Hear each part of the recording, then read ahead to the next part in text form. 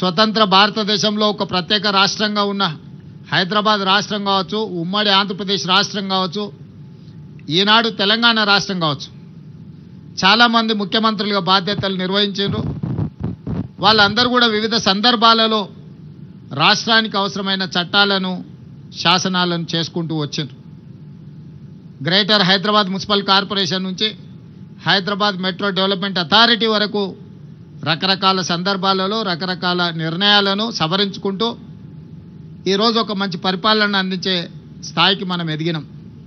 అదేవిధంగా 1908లో ఆనాడు వచ్చిన వర్షాలు, వరదలు నిజాం సర్కార్ ప్రభుత్వాన్ని కదిలించి వేసింది. నిజాం కకావికలమైపోయిన హైదరాబాదు నగరాన్ని చూసి బోరున విలపించి ఈ వరదలను, ఈ మానవాళి యొక్క నాశనాన్ని నివారించాలి, నిలువరించాలని ఒక గొప్ప ఆలోచన చేసి 1908లో వచ్చిన వరదలో వేలాది మంది ప్రజలు, ఆనాటి హైదరాబాద్ రాష్ట్ర పౌరులు చనిపోతే నిజాం ఒక గొప్ప ఆలోచన చేసి మోక్షగుండం విశ్వేశ్వరయ్యను ప్రపంచంలోనే టెండర్లు పిలిచి ఈ వరదలను నియంత్రించడానికి, నిలువరించడానికి, హైదరాబాదు నగరాన్ని సుందరీకరించడానికి ఒక గొప్ప ఆలోచన చేసి వారు అడుగు ముందుకేసారు. 1908లో వారు మొదలుపెట్టిన మోక్షగుండం విశ్వేశ్వరయ్య అందించిన ఒక గొప్ప కట్టడాలే ఈరోజు మూసీ నది, అదేవిధంగా ఉస్మాన్ సాగర్, హిమాయత్ సాగర్. ఎక్కడో వికారాబాదులో పుట్టే మూసీ నది, ఈసా నదులను, రంగారెడ్డి జిల్లా నుంచి వచ్చే ఈసా నదులను, ఈ నదులను ఒడిసి పట్టాలి, ఈ నీళ్లు వరదగా మారొద్దు, ఈ వరద ప్రజల ప్రాణాలు తీయొద్దన్న ఆలోచనతోటి ఆనాడు కోట్ల రూపాయలు ఖర్చు పెట్టి నిజాం ప్రభువులు నిర్మించిన ఉస్మాన్ సాగర్, హిమాయత్ సాగర్తో పాటు ఈరోజు మూసీ అని మనం చెప్పుకునే పురాణాపూల్ బ్రిడ్జ్ నుంచి మొదలు పెడితే ఈరోజు ఉస్మానియా హాస్పిటల్ కావచ్చు, హైకోర్టు కావచ్చు, ఉస్మానియా యూనివర్సిటీ కావచ్చు, ఇవాళ చెప్పుకుంటూ వెళ్తే హైదరాబాదు నగరంలో గొప్ప గొప్ప నిర్మాణాలు ఆనాడు నిజాం సర్కార్ ఒక గొప్ప పరిపాలనకు దర్పంగా మనకు నిర్మించి అందించడం జరిగింది. కులీ కుతుబ్ షాయిలో నిర్మించిన చార్మినార్ నుంచి మొదలు పెడితే ఈనాటి హైటెక్ సిటీ వరకు వివిధ సందర్భాలలో మన నగరాన్ని మనం పునరుద్ధరించుకుంటూ అభివృద్ధి చేసుకుంటూ ముందుకు వెళ్ళాం. అయితే చరిత్రలో చాలాసార్లు ప్రజలు నగరానికి వలస వచ్చినా కొద్దిగా మన పూర్వీకులు మనకు సాంప్రదాయబద్ధంగా అందించిన ప్రాంతాలను వదిలేసి కొత్త కొత్త ప్రాంతాలను అభివృద్ధి చేసుకుంటూ వెళ్తున్నాం. ఓల్డ్ సిటీ అంటే మనకు సంబంధం లేదన్నట్టు, లేకపోతే పాత నగరం అంటే అదేదో వెనుకబడిన నగరంగా మనం ఆలోచన చేస్తూ కొత్తగా నగరాన్ని విస్తరించుకుంటూ ముందుకు వెళ్తున్నాం. ఇది కొంత కాలం తర్వాత మనకున్న సంపద ఏదైతే ఉన్నదో, సహజ వనరుల సంపద కావచ్చు, లేకపోతే పూర్వీకులు మనకు అందించిన గొప్ప కళాఖండాలు, గొప్ప గొప్ప కట్టడాలు కావచ్చు, కాలగర్భంలో కలిసిపోతాయి. అందుకే నేను ఆలోచన చేసి మన నగరాన్ని పునరుద్ధరించుకోవాలి. ఇది ఓల్డ్ సిటీ కాదు, ఇది ఒరిజినల్ సిటీ. ఈ సిటీని పునరుద్ధరించుకోవాలి, దీన్ని కాపాడుకోవాలని ఆలోచన చేసి ఈరోజు వివిధ శాఖల మధ్యలో సమన్వయం లేదు. ఈరోజు ఇక్కడ చాలామంది పోలీస్ అధికారులు, పోలీస్ డిపార్ట్మెంట్లో మనం యాంటీ కరప్షన్ బ్యూరోని తెచ్చుకున్నాం, విజిలెన్స్ అండ్ ఎన్ఫోర్స్మెంట్ని తెచ్చుకున్నాం, సిఐడిని తెచ్చుకున్నాం. ఈ విధంగా రకరకాలుగా ఆక్టోపస్ తీసుకొచ్చుకున్నాం, ఎస్ఐబి తీసుకొచ్చుకున్నాం. ఇవన్నీ కూడా ఒకేసారి 1956లో ఉమ్మడి రాష్ట్రంగా ఏర్పడ్డ రోజు మనం నిర్ణయాలు తీసుకోలేదు. ఎట్లెట్లా మన అవసరాలు, మన పరిస్థితులు, ప్రజలకు ఏ విధంగా మనము పరిపాలనను అందుబాటులోకి తీసుకురావాలని ఆలోచన చేసినప్పుడు ప్రతి సందర్భంలో కొన్ని కొత్త శాఖలను మనం నిర్ణయం తీసుకుంటూ కొత్త శాఖలను ఏర్పాటు చేసుకుంటూ పరిపాలనను బలోపేతం చేసినాం. అందుకే ఈరోజు మున్సిపల్ శాఖ కావచ్చు, ఎలక్ట్రిసిటీ డిపార్ట్మెంట్ కావచ్చు, ఇరిగేషన్ డిపార్ట్మెంట్ కావచ్చు, పోలీస్ డిపార్ట్మెంట్ కావచ్చు, ఇట్లా చాలా శాఖల మధ్యలో సమన్వయ లోపం వల్ల సమస్య వచ్చినప్పుడు ఎవరి సమస్యను పరిష్కరించాలి, ఎవరి సమస్యను ముందుగాల వెళ్ళాలి అనే దాంట్లో కూడా కొంత ఇబ్బందులు ఏర్పడుతున్నాయి. వీటన్నిటిని నేను ముఖ్యమంత్రిగా పదవి చేపట్టిన తర్వాత మున్సిపల్ శాఖ నా దగ్గరనే ఉండడం, ఈ నగరం యొక్క అభివృద్ధి మీద ప్రత్యేకమైన దృష్టి పెట్టాలని ఆలోచన చేసినప్పుడు శాఖల మధ్య సమన్వయం ముఖ్యమంత్రిగా నేను చెప్పినా కూడా సరైన విధంగా మనం ఆశించిన మేరకు ఫలితాలు రాలేదు. అందుకే అధికారులతోని అదేవిధంగా అనుభవజ్ఞులతో నేను మాట్లాడినా దీనికి పరిష్కారం ఏంది అని.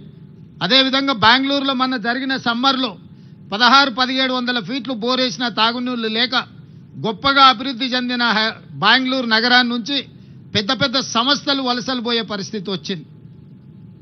బెంగళూరు ప్రకృతి పరంగా చాలా గొప్పగా ఉంటుంది, కానీ మొత్తం కాంక్రీట్ జంగులు అవ్వడం వల్ల, అక్కడ చెరువులను పరిరక్షించుకోకపోవడం వల్ల, నీటి నిల్వలను ఒడిసి పట్టుకోకపోవడం వల్ల బెంగళూరు నగరము దాదాపుగా మొన్నటి ఎండాకాలంలో తాగడానికి నీళ్లు లేక విలవిలలాడి బెంగళూరు నగరంలో ఉన్న ప్రజలు వలసపోయే పరిస్థితి వచ్చింది. అదేవిధంగా ముంబైలో చిన్న వర్షం వస్తే అతలాకుతలం అయిపోయే పరిస్థితి వచ్చింది. అక్కడ ఏ సంస్థలు పనిచేయలేని పరిస్థితి. మీకు అందరికీ తెలుసు, చెన్నైలో వరదలు వస్తే 2 ఫ్లోర్లు 3 ఫ్లోర్లు నగరమంతా మునిగిపోయే పరిస్థితి. అదేవిధంగా ఢిల్లీ కాలుష్యంతో పార్లమెంటే కాదు, ప్రభుత్వ పాఠశాలలే కాదు, ప్రభుత్వ కార్యాలయాన్ని కూడా సెలవులు పెట్టే పరిస్థితి. ఈ దేశాన్ని పరిపాలించే ప్రధానమంత్రి, హోంమంత్రి, అన్ని శాఖలు ప్రపంచ దేశాల పట్ల నిర్ణయాలు తీసుకునే ఢిల్లీ నగరం ప్రకృతిని మనం కాపాడకపోవడం వల్ల, కాలుష్యాన్ని నియంత్రించకపోవడం వల్ల పార్లమెంటు నుంచి పాఠశాలల వరకు సెలవులు ప్రకటించుకునే పరిస్థితి వచ్చిందంటే ఇది ప్రకృతి తప్పిదం కాదు, మానవ తప్పిదం. మనం చేయాల్సిన ఆలోచనలు, తీసుకోవాల్సిన నిర్ణయాలు సరైన సమయంలో తీసుకోకపోవడం వల్ల ఈరోజు ఢిల్లీ నగరం కావచ్చు, ముంబై కావచ్చు, బెంగళూరు కావచ్చు, చెన్నై కావచ్చు, కల్కట్టా కావచ్చు, ఈ మెట్రోపాలిటన్ సిటీస్ అన్ని కూడా ఈరోజు నివసించడానికి యోగ్యంగానే నగరాలుగా మారుతున్నాయి. ఇది మన కళ్ళ ముందు కట్టినట్టుగా మన కళ్ళ ముందే కనిపిస్తుంది. ఇంత ఉపద్రవం ముంచుకొస్తున్నా ఆ ఉపద్రవం నుంచి మనము గుణపాఠం నేర్చుకోకపోతే, ఆ గుణపాఠం నుంచి మనము దాన్ని పాఠంగా స్వీకరించకపోతే రేపు హైదరాబాదు నగరం కూడా ఈ 4-5 నగరాలతో పాటు 6వ నగరంగా వాటి సరసన చేరే పరిస్థితులు ఉన్నాయి. అందుకే రాష్ట్ర ప్రభుత్వం ఆలోచన చేసి ఎవరు ఏమనుకున్నా సరే, ఎవరు ఎలాంటి విమర్శలు చేసినా సరే నియంత్రించదలుచుకున్నాం, నిలువరించదలుచుకున్నాం, అవసరమైతే నిర్మూలించదలుచుకున్నాం ఆక్రమణదారులను. అందుకే ఈరోజు హైడ్రాన్ ఏర్పాటు చేసినాం. హైడ్రా అంటే కేవలం ఏదో పేదోళ్ళ ఇల్లు కూలగొట్టడానికి పెట్టినట్టుగా కొంతమంది చిత్రీకరిస్తున్నారు. నాకు ఆశ్చర్యం కలుగుతుంది. వాళ్ళ ఆలోచనలు, వాళ్ళ విధానం, వాళ్ళు ఏం చేయదలుచుకున్నారు. ప్రకృతి విధ్వంసం జరిగినా పర్వాలేదు, హైదరాబాదు నగరం కుప్పగూలినా పర్వాలేదు, ఈ నగరం కాలుష్య నగరంగా మారి ఇక్కడ ఉండే ప్రజలు వలసపోయి పారిపోయినా పర్వాలేదనే ఒక కుట్ర, కసి, కడుపు మంట వాళ్ళ మాటల్లో కనిపిస్తుంది. అందుకే ఈరోజు హైడ్రా అనేది కేవలం కూలగొట్టడానికి కాదు, నిర్మాణాలు చేయడానికి, ఆక్రమించుకున్న వాళ్ళని నియంత్రించడానికి ఎంత గొప్పవారైనా ఖచ్చితంగా చట్టం ముందు సమానులే అని నిరూపించడానికి ఈరోజు తీసుకొచ్చినాం.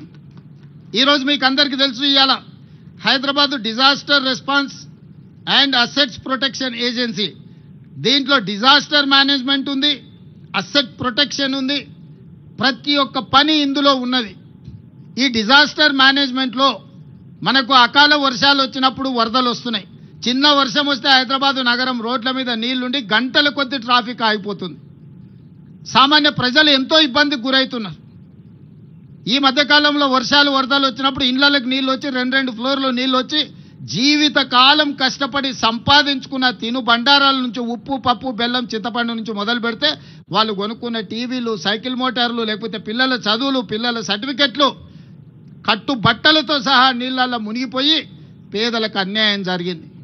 ఆనాడు కుటుంబానికి 10,000 ఇస్తామని అన్నారు. 10 లక్షల ఆస్తి నీళ్ళల్లో మునిగిపోయి కన్నీరు మున్నీరైతున్న కుటుంబాలకు 10,000 రూపాయలు ఏ మూలకు సరిపోతాయి ఆలోచన చేయండి. ఇంతకుముందే మన వాళ్ళు చూపించారు. చివరికి ఆనాడు నిజాం కట్టిన ఉస్మానియా హాస్పిటల్, లక్షలాది మంది పేదలకు వైద్యాన్ని అందించే ఉస్మానియా హాస్పిటల్ చిన్న వర్షం వస్తే వరదల ఉస్మానియా హాస్పిటల్ మునిగిపోయింది. ఇవాళ కాలనీలే నీళ్ళల్లో మునిగిపోతున్నాయి.